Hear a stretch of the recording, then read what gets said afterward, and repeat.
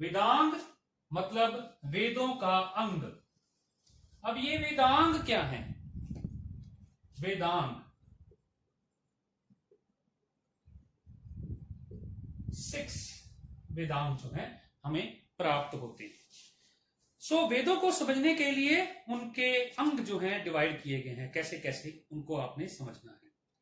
तो सबसे पहला जो वेदांग में हमें मिलता है वो है, सबसे पहले नंबर 1 इज शिक्षा। शिक्षा जिसे हम कहते हैं स्वर विज्ञान, फोनेटिक्स, साउंड्स जिसकी हम बात करते हैं, वो सब कुछ इसमें हमें पता लगता है कैसे क्या होता है। नंबर 2 हमारे पास है कल्प। कल्प तो इसका मतलब, इसके हमें पता है rituals. This deals with rituals, जो रीति रिवाज, जो रीतियां, जो नियम होते हैं, रिचुअल जिससे हम कहते हैं कि रीति रिवाज हमारे चले आ रहे हैं, ये सब उनसे डील करता है। सो सेकेंड इज कल्प। थर्ड वन इज व्याकरण। इसके बारे में आप सबको पता होगा। व्याकरण, ग्रामर जिसे हम कहते हैं, महर्षि पाणिनि द्वारा रची गई Ashtadhyayi book of grammar which known as, बहुत इंपॉर्टेंट किताब है, बहुत इंपॉर्टेंट बुक जिसे हम बात करते हैं व्याकरण की। बिना व्याकरण के आप भाषा की रचना नहीं कर सकते, तो व्याकरण एक बहुत महत्वपूर्ण जानकारी हमें प्राप्त करती है, जो वेदांग है हमारा एक। और फोर्थ वन जिसकी हम बात करेंगे वो है निरुक्त। निरुक्त इसका मतलब है शब्दावली। अगर सिंपल लैंग्वेज में हम बात करें तो शब्दावली, वो कब कह सकते हैं, कैसे शब्द बने, जो है वो सारे हम इसमें इंक्लूड करते हैं। उसके बाद आते हैं छंद, मैट्रिक्स जिन्हें हम इंग्लिश में कहते हैं छंद, मैट्रिक्स। छंदों में बात की जाती है, कवि छंदों में बात करते हैं, तो वर्षित छंद हम जिन्हें बात करते हैं उनकी। सिक्स्थ हमारा है ज्योतिष।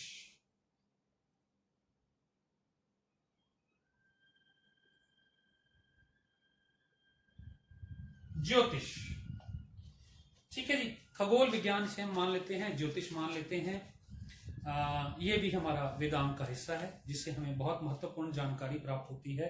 The period after 600 BC is called सूत्र period. Vedang were compiled during this period. तो 600 BC के बाद जो है ये वेदांग जो है कंपाइल किए गए हैं, और बड़े महत्वपूर्ण है हमारे ऐतिहासिक जानकारी के लिए भी। और वैसे भी हमें मान के चले, अगर वैदिक सभ्यता के बारे में हमें जानना है तो इसके बारे में हमें जानकारी प्राप्त होनी चाहिए। सो आगे बढ़ते हैं दोस्तों। सो स्टूडेंट्स, नेक्स्ट हमारा है ब्राह्मण ग्रंथ। ब्राह्मण्स। अब आपने सुना होगा कि ब्राह्मण व्यक्ति को कहते हैं, उन व्यक्तियों ने जिन ग्रंथों की रचना की उसे ब्राह्मण ग्रंथ कहते हैं। अब ये ब्राह्मण ग्रंथ क्यों इतने इंपॉर्टेंट हैं? जब हम बात करते हैं ब्राह्मण क्या हैं, तो धार्मिक विषयों पर आधारित हैं, बलिदान संस्कारों में की इसमें बात की गई है। यज्ञ के समय क्या क्या बलिदान करना पड़ता है। बलिदान का मतलब ये नहीं कि आप बलि दे रहे हैं, बलि की बात नहीं हो रही। सैक्रिफाइसेस क्या है, यज्ञ कैसे करना है, नियमावली क्या है, और किस किस चीज का, कई बार आत्म बलिदान की बात करते हैं, जो हम बुरी आदतें छोड़ते हैं या कुछ ऐसा करते हैं, बलिदान जो इसमें डिटेल में दिए गए हैं वो ब्राह्मण ग्रंथों में, असल में ये हमें यज्ञों के नियमों के बारे में बताते हैं। सो बलिदान संस्कार और समारोह या व्यवहारिक या रहस्यमय महत्व जो है इनका हमें इसमें पता लगता है। शतपथ ब्राह्मण जो एक ब्राह्मण ग्रंथ है, वो सबसे महत्वपूर्ण और सबसे बड़ा ग्रंथ हमें ब्राह्मण ग्रंथों के रूप में प्राप्त होता है। ये ग्रंथ हमें आर्यों के विस्थापन की जानकारी देता है, कैसे वो शिफ्ट हुए, माइग्रेट हुए एक प्लेस से दूसरे प्लेस पर, उसके बारे में हमें ये जानकारी, बहुत महत्वपूर्ण ऐतिहासिक जानकारी जो हमें प्रदान करता है, ये ब्राह्मण ग्रंथ है जिसे हम शतपथ ब्राह्मण कहते हैं। इसमें एक कथा है विदेग माधव। अगर आप इतिहास के सच्चे विद्यार्थी हैं तो प्लीज इसे सर्च कीजिएगा और पता कीजिएगा कि क्या कथा है ये। विदेग माधव की कथा बड़ी इंपॉर्टेंट कथा है, वो भी आपको इसी ग्रंथ में प्राप्त होती है। उसके बाद हम बात करते हैं कि वेदों से रिलेटेड ब्राह्मण ग्रंथ कौन से हैं। ये ब्राह्मण ग्रंथ वेदों के साथ जोड़े जाते हैं। हर एक वैदिक शाखा की अपने ब्राह्मण होते हैं। अब ये कैसे होते हैं इसके बारे में सुनिए। जिस आइडियोलॉजी को फॉलो किया जाता है लिखने में ब्राह्मण ग्रंथों के रिचुअल्स में, उस आइडियोलॉजी के वेद से उसे जोड़ा जाता है। तो ऋग्वेद के साथ जो ब्राह्मण ग्रंथ जुड़ते हैं वो है ऐत्रेय ब्राह्मण एंड कौष्टिकी ब्राह्मण। सेकंड है सामवेद। सामवेद के साथ जुड़ते हैं तंड्या महा एंड जैमिनी जो ब्राह्मण है। उसके बाद तीसरा यजुर्वेद है, उसके साथ जुड़ते हैं तैत्रीय एंड शतपथ ब्राह्मण। और चौथा अथर्ववेद जिसके साथ जुड़ा हुआ है गौपथ ब्राह्मण।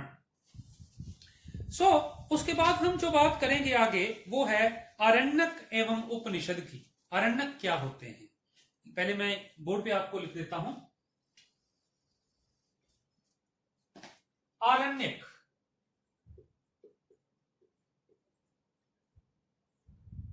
अरण्य होता है जंगल।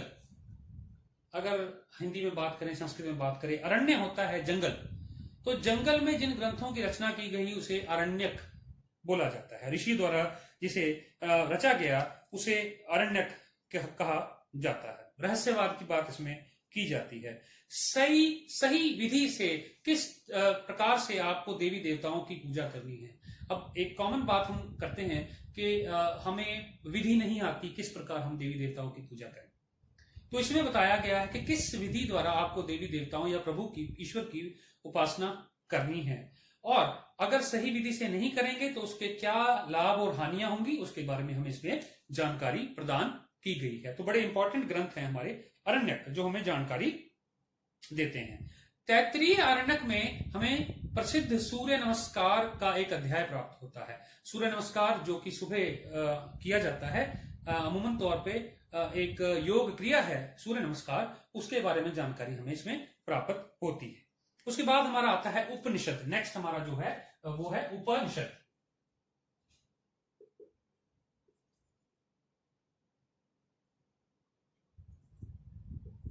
उपनिषद उपनिषद मतलब दो शब्दों से बना हुआ एक पूर्ण शब्द, उप और निषद। पास बैठना, निषद बैठना, उप पास। एक गुरु अपने शिष्य को पास बिठाता है और उसे जो जानकारी प्रदान करता है, जो ज्ञान प्रदान करता है, वो इस उपनिषद में हमें प्राप्त होता है। अगर आप बात करें कि इन सभी ग्रंथों में जो बात कर रहे हैं आत्मा की, जो कर्म सिद्धांत की बात कर रहे हैं, जो बात कर रहे हैं किस प्रकार इस योनि से मोक्ष प्राप्त किया जा सकता है, वो सारा ज्ञान जो ब्रह्मांड में, जो हमारे अंदर हमें जिस जिज्ञासा है जिस ज्ञान को जानने की, उस सब के बारे में जानकारी जो प्राप्त होती है हमें इन उपनिषदों में होती है। 108 उपनिषदों की संख्या है और इनमें बहुत प्रमुख हैं जैसे ईश, केन, कठोपनिषद जिसकी हम बात करते हैं, और बहुत सारे अन्य जो है वो उपनिषद जो हमें प्राप्त होते हैं जिसके बारे में हम बाद में बात करेंगे। तो अगर हम डिफरेंशिएट करें अरण्यक और उपनिषद में, तो हम ये देखेंगे कि अरण्यक जो है वो बात कर रहे हैं यज्ञ, बलि, कर्म कांड की, और उपनिषद जो बात कर रहे हैं वो आंतरिक दार्शनिक मूल्यों की, जो अंदर से हमें ज्ञान प्राप्त हो रहा है उसके बारे में हम वो जो बात इसमें करेंगे। फॉर एग्जाम्पल आपने कुछ शब्द सुने होंगे, मैं आपको एक बारी बताता हूं, आपको पता ही होगा उसके बारे में लेकिन फिर भी बताता हूं। वसुधैव कुटुंबकम, कुटुंब होता है परिवार, वसुधा होती है धरती, पूरी धरती एक परिवार। ये जो स्लोगन है, ये जो शब्द हैं, ये भारत की देन है पूरे संसार को। भारत पूरे संसार को एक परिवार मानता है। हमारी ये सोच है कि पूरा विश्व एक परिवार है जिसे हम कहते हैं वसुधैव कुटुंबकम। तो ये जो हमें मिला है स्लोगन, ये कहां से मिला है? महोपनिषद से मिला है। और सेकंड हमारे पास है अतिथि देवो भवः। अतिथि हमारे लिए भगवान का रूप है। ये हमें कहां से मिला? उपनिषद से मिला है, तैत्तिरीय उपनिषद से। इसके अलावा हमारे पास एक चीज आपने बिल्कुल सुनी होगी, सत्यमेव जयते। सत्य हमेशा ही जीतता है, अंत जीत सत्य की होती है। और ये हमें मिलता है मुंडक उपनिषद से। 1918 में मदन मोहन मालवीय जी ने इसका व्यापक प्रयोग किया, इसीलिए हमें इसको तो आप सब जानते ही होंगे, जिसकी बात करें सत्यमेव जयते, ये शब्द हमें मुंडक उपनिषद, सब तीनों हमें उपनिषदों से प्राप्त हुए हैं। उपनिषदिक फिलॉसफी आंतरिक फिलॉसफी है जो हमें बताती है कि मनुष्य का जीवन किस लिए जो है उसका निर्माण किया गया, ईश्वर ने हमें किस लिए धरती पर भेजा है, उसकी मंशा क्या थी हमें धरती पर भेजने की, हमें क्या प्राप्त करना है, what is our ultimate goal, वो हमें इसी में पता लगता है। The salvation is our ultimate goal. मुक्ति, मोक्ष प्राप्त करना जो हमारा अल्टीमेट गोल है, वो हमें इसमें छोटी छोटी कथाओं के रूप में पता लगता है। वेदों से कौन कौन से उपनिषद जुड़े हुए हैं, एक बार आप सुन लीजिए। ऋग्वेद से जुड़े हैं ऐत्रेय एंड कौशिकी उपनिषद। सामवेद से जुड़े हैं छंदोग्य एंड केन उपनिषद।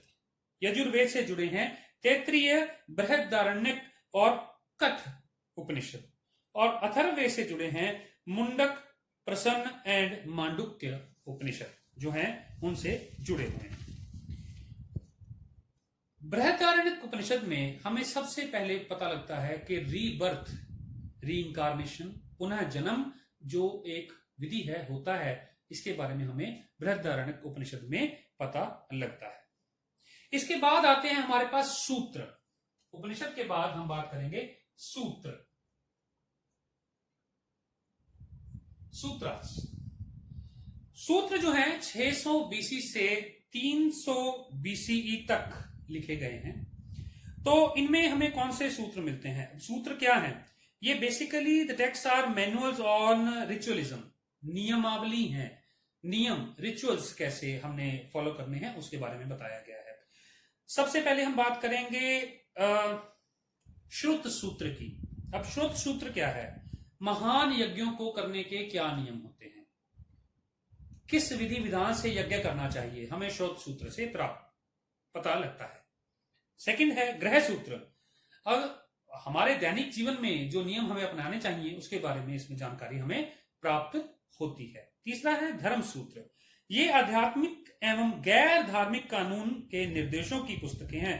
इन्हें हम बुक्स ऑफ लॉ भी कह सकते हैं, जैसे लॉ ऑफ मनु। अब मनुस्मृति की हम बात करते हैं, इसमें स्मृतियां आ जाएंगी सारी। अब जैसे हम बात करेंगे मनुस्मृति, नारद स्मृति, याज्ञवल्क्य स्मृति, ये हमें समाज के जो नियम हैं, किस तरह से समाज की रचना की जानी चाहिए, जो मनु ने हमें मनुस्मृति में नियम दिए हैं कि समाज में क्या ठीक है क्या गलत है, ये हमें कैसे पता लगेगा, विवाह संबंध किससे बनाने चाहिए, और समाज की जो एक नियम है, जिस नियमों पर समाज टिका हुआ है, उन सब के बारे में हमें इसमें जानकारी प्राप्त होती है। तो सामाजिक इतिहास के बारे में जानने के लिए ये एक बहुत महत्वपूर्ण हमारे पास एक साधन है, स्रोत है, जिसकी हम बात कर रहे हैं सूत्रास के रूप में। और इसके बाद हम आगे बढ़ते हैं। तो ये वैदिक सारा हमने आज पोर्शन जो है वो कर लिया है। इसके बाद हम कुछ बुक्स, कुछ इंपॉर्टेंट जो इसके बाद वैदिक पीरियड के बाद जो लिखी गई उनके बारे में बात करेंगे। तो सबसे पहले जिसकी नाम हमारे जो जहन में आता है वो है अर्थशास्त्र।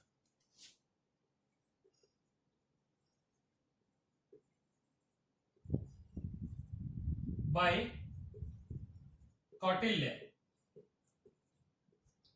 अब जैसे कई विद्यार्थियों को इस बात पर जो है वो कंफ्यूज हो जाते हैं, अर्थशास्त्र मतलब इकोनॉमिक्स की बात कर रहे हैं, क्योंकि आजकल हम बात करते हैं, अगर हमने कोई इकोनॉमिक्स में एमए की है तो अर्थशास्त्र में एमए की है। तो स्टूडेंट्स, इसमें हमें सबसे पहले ये समझना है कि ये जो अर्थशास्त्र है ये सामाजिक और आर्थिक और राजा को जो नियम अपनाने चाहिए, किस प्रकार राज करना चाहिए, उसके बारे में एक पूरी फुल फ्लेज ये बुक है, पुस्तक है, जिसे हम अर्थशास्त्र का नाम देते हैं। इसके रचनाकार जो है वो कौटिल्य हैं, जिन्होंने चंद्रगुप्त को तैयार किया और नंद वंश का अंत करके मौर्य साम्राज्य की नींव रखी। तो कौटिल्य ने किस प्रकार राजकाज राज शासन चलाना चाहिए उसके बारे में हमें एक डिटेल्ड जो है नॉलेज हमें प्रदान की है, जिसे हम कहते हैं अर्थशास्त्र के रूप में हमें प्राप्त होता है। राज्य व्यवस्था पर एक महत्वपूर्ण कानूनी ग्रंथ है। इसको 15 भागों में डिवाइड किया गया है। इसके बाद हमारे पास आता है जो नेक्स्ट हमारा जो स्रोत है, सोर्स है, वो है पुराण, पुराणास। इनकी गिनती है टोटल 18। जैसे मैंने बताया था कि उपनिषद 108 जो है महत्वपूर्ण गिने जाते हैं, ये 18 महत्वपूर्ण पुराण जो है वो गिने जाते हैं। जैसे भागवत पुराण, विष्णु पुराण और गरुड़ पुराण, ये सब पुराण हैं। इन पुराणों में जो कथाएं हमें दी गई हैं, इनमें जो बातें हमें बताई गई हैं, किस प्रकार जो है एक पैराडाइम शिफ्ट हुआ है। अब मैं आपको पढ़कर सुनाता हूं, आप सुनिए। The change is the mode of the worship from sacrifice to idol and visual appeal of deities. मतलब पहले जब हम बात कर रहे हैं यज्ञों की, इस समय यज्ञों की बात बदलकर किस पर हो गई है? फोकस हो गया आइडल वर्शिप पर, मूर्ति पूजा पर। अब ये सामाजिक स्थिति में बहुत बड़ा बदलाव के रूप में हम इसे देखते हैं कि किस प्रकार जब हम बात कर रहे हैं कि पहले तो हम बात करते हैं कि यज्ञ महत्वपूर्ण है, लेकिन अब बात कर रहे हैं कि हमारे लिए आइडल मूर्ति पूजा जो है वो बहुत महत्वपूर्ण है। ये हमें पुराणों से, क्योंकि पुराण हाईलाइट करते हैं एक पर्टिकुलर पर्सनैलिटी को, तो उससे हमें क्या होता है कि हमें पता लगता है कि किस प्रकार समाज में जो चेंजेस आ रही हैं। अब इसमें इसकी 5 शाखाओं की हम बात करते हैं विषय वस्तु के रूप में, हम जिन्हें हम देख रहे हैं। सबसे पहले आता है सर्ग, विश्व का निर्माण कैसे हुआ। फिर आता है प्रतिसर्ग, ब्रह्मांड का पुनर्निर्माण कैसे हुआ। तीसरा आता है मनवंतर, मनवंतर वो समय है विभिन्न मानवों के समय का जो काल का समय है वो सारा मनवंतर में आता है। जैसे फॉर एग्जांपल मनु का काल जिसे हम कहते हैं प्रलय आई, और उसके बाद भगवान विष्णु ने अवतार लिया, मत्स्य अवतार, और जिसमें उन्होंने मनु को कहा कि आप सप्त ऋषियों को लेकर चलिए और मैं आपका साथ दूंगा, आप बीजों को रख लीजिए, कुछ पशुओं को रख लीजिए, ताकि आप दोबारा पृथ्वी का जो है वो संसार का निर्माण कर सकें। तो ये सारी बातें इसमें पता लगती हैं। वंश के बारे में पता लगता है, देवताओं, राजाओं और संतों की वंशावली की सूची हमें इसमें प्राप्त होती है, और वंशानुचरित यानी शाही राजवंशों का वृतांत और कुछ चुने हुए पात्रों का चित्रण हमें इसमें प्राप्त होता है। इसलिए हमारे लिए बहुत महत्वपूर्ण स्रोत के रूप में आते हैं पुराण, जिनकी गिनती है 18। इसमें हमें कई ज्योग्राफिकल एस्पेक्ट्स भी पता लगते हैं, नदियों की स्थिति और पहाड़। तो ये बड़ी इंपॉर्टेंट सोर्स है इतिहास का हमारे लिए। हम बात, being a student of history, it is very important for us to know about the geographical condition of the Indian continent at that time, where it is very difficult for us to find something very specific for that. So ये बहुत important हमारे लिए आता है। बाद में तीर्थों एवं उनके महात्म्य का भी वर्णन किया गया है। जैसे आप अगर इनमें पढ़ो तो आपको पता लगेगा कि तीर्थ यात्रा क्यों की जाती है और इसका क्या महात्म्य है, वो भी हमें इसके बारे में इसमें प्राप्त होता है। इसके अलावा सबसे इंपॉर्टेंट जो हमें इसमें जानकारी प्राप्त होती है वो है 3 प्रमुख संप्रदाय, वैष्णववाद, शैववाद और शक्तिवाद के बारे में। वैष्णव पंथ के बारे में आपने सुना होगा, कई वैष्णव कवि हैं, वैष्णव संत हैं। अब वैष्णव मतलब जो विष्णु जी को मानने वाले जो है पंथ है, उसे हम वैष्णव मत कहते हैं। शैव जो शिव को मानने वाले होते हैं। शक्ति मत जो है वो जो है हम कहते हैं शक्ति रूपा माता को मानने वाले जो उनके अनुयायी हैं, वो शक्ति मत के अनुयायी हैं। इसके बारे में हमें जानकारी प्राप्त होती है इन्हीं पुराणों में। उसके बाद हमारा जो अगला पार्ट है, जो सबसे अगला और इंपॉर्टेंट एक और हमारे पास जो है सोर्स के रूप में आता है, वो है हमारा संगम लिटरेचर। संगम लिटरेचर। अब संगम लिटरेचर क्या है? संगम क्या है? दक्षिण भारत में बहुत सारे कवियों का सम्मेलन बुलाया जाता था, राजाओं के द्वारा। और तकरीबन 3 संगम जो है हमें देखने को मिलते हैं। पहला और तीसरा संगम हुआ है मदुरई में, दक्षिण भारत में। और इन संगमों में ये कवि जब मिलते थे और उस समय जो इनकी कविताएं, इनकी रचनाएं जो एकत्र की जाती थी, उसको हम संगम लिटरेचर के रूप में हमें पता लगता है। ऐतिहासिक परिप्रेक्ष्य से अगर देखें तो ये बहुत ही महत्वपूर्ण सोर्स है, साधन है हमारे लिए उस समय की व्यवस्था को जानने का। क्योंकि जब ये कवि लिख रहे हैं किसी के बारे में, तो उस राजा के बारे में कविताएं या कहानियां या उस जो है लिटरेचर की रचना कर रहे हैं, तो हमें उस समय की वंशावली, क्रोनोलॉजी, हर चीज के बारे में पता लगता है। तो ये एक बहुत इंपॉर्टेंट साधन, सोर्स या हम कह सकते हैं स्रोत हमारे लिए माने जाते हैं। तकरीबन 400 बीसी से 200 ईस्वी सीई तक जो है ये हमें इनकी रचना जो है की गई है। अब हमने सबसे पहले बात की थी what is the difference between BC and AD. अब इसका नाम बदल गया है। पहले हम इसे बीसी और एडी जो है क्राइस्ट को फॉलो करके बीसी और एडी कहते थे। अब रिसेंटली इतिहास में कुछ जैसे मॉडरेशन हुई है, कुछ चेंजेस हुई हैं, मॉडिफाई हुआ है, तो इसमें हमने इसको नाम दे दिया है बीसीई एंड सीई। बीसीई मतलब हम जब लिखते हैं बीसीई मतलब before common era, before common era, and CE is equal to common era. So अब हम जब बात करेंगे, जब आप इतिहास की पुस्तकें पढ़ेंगे तो आपको यही शब्द जरूर मिलेंगे, बीसीई एंड सीई। तो आपको पता लग जाए क्या है common era and before common era. तो इसकी बात हम करते हैं। कई इतिहासकार जो हैं, जैसे बहुत फेमस इतिहासकार हैं उपिंदर सिंह, जो कि इतिहास की बहुत अच्छी लेखिका हैं, तो वो जो है इस टाइम पीरियड को चैलेंज करती हैं। इतिहास में यही है कुछ जैसे हमने स्टार्टिंग में बात की थी कि इतिहास के रचना साइंटिफिक तरीके से नहीं कर सकते हम बिल्कुल भी।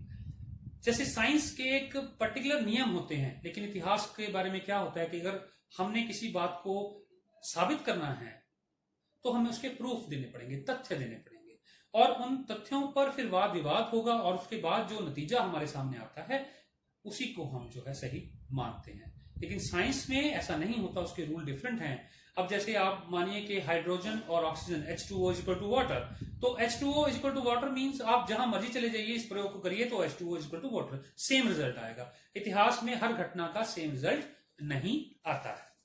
तो उसके बाद जब आगे आगे जो बढ़ेंगे, हमारा अगला सोर्स जो है संगम लिटरेचर में बहुत सारी रचनाएं हुई, जैसे तोलकाप्पियम बड़ी इंपॉर्टेंट एक रचना है, उसके बारे में आप पढ़ सकते हैं।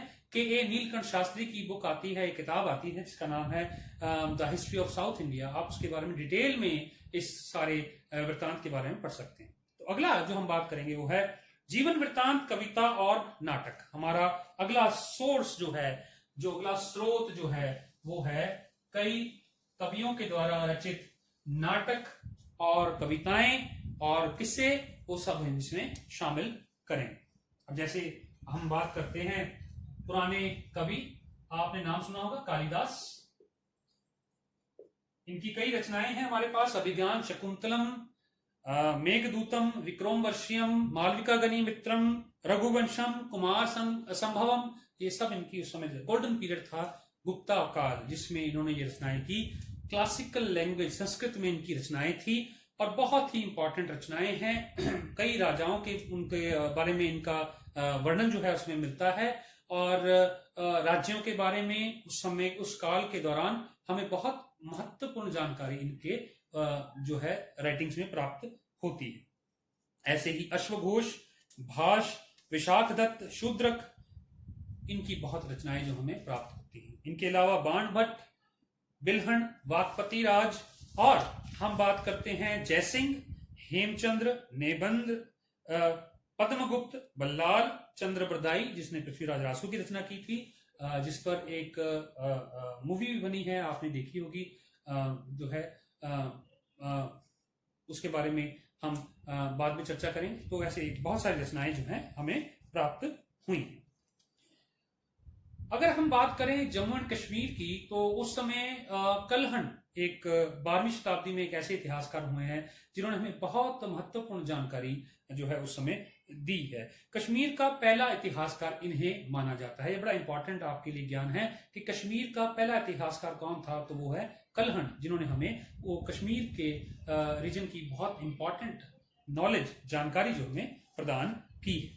उसके बाद हमारे पास आता है बौद्ध धर्म ग्रंथ और जैन धर्म ग्रंथ। अब बौद्ध धर्म ग्रंथ जो हैं वो 3 हैं बेसिकली, जिन्हें हम पिटक कहते हैं। तो सुत्त पिटक,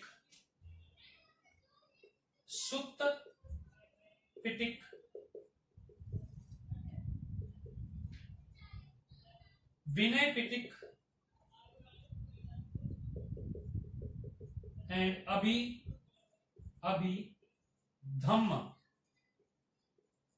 पिटक। अब ये 3 पिटक असल टोकरी को कहते हैं, बास्केट को कहते हैं। तो पिटक जो ज्ञान का एक सोर्स है, जो नॉलेज है हमारे पास, बड़ा इंपॉर्टेंट है। बुद्ध धर्म के ये तीनों ग्रंथ बहुत ही महत्वपूर्ण हैं।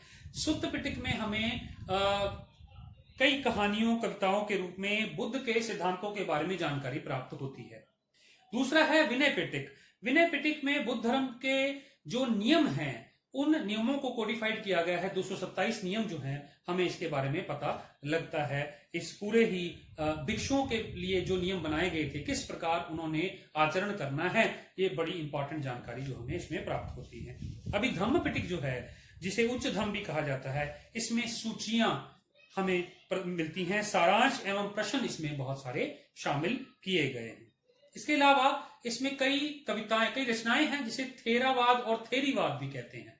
थेरावाद वो रचनाएं हैं जो बौद्ध भिक्षुओं ने, पुरुष बौद्ध भिक्षुओं ने की हैं, और थेरीवाद वो हैं जो स्त्री भिक्षुओं ने की हैं। उन सबको हम कहते हैं, उनकी रचनाओं को थेरावाद और थेरीवाद बहुत इंपॉर्टेंट है, क्योंकि महिलाएं उस समय आगे बढ़कर जो रचित आध्यात्मिक तौर पर लिख रही हैं और वो कहती हैं कि हम पुरुषों के बराबर हैं, ये बड़ी महत्वपूर्ण जानकारी हमें प्राप्त होती है।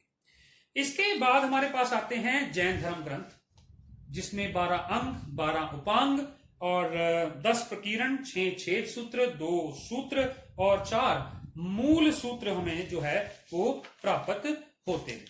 सो इस प्रकार जो हमें प्राप्त होता है, ये सारे जो सोर्स आज हमने बात की, जितने भी सोर्सेज के बारे में हमने आज बात की, वो सारे के सारे स्रोत जो पिछले वीडियो में और आज हम बात कर रहे हैं, ये सारे जो स्रोत हैं ये लिटरेरी या साहित्यिक सोर्स के रूप में हमें प्राप्त हुए हैं।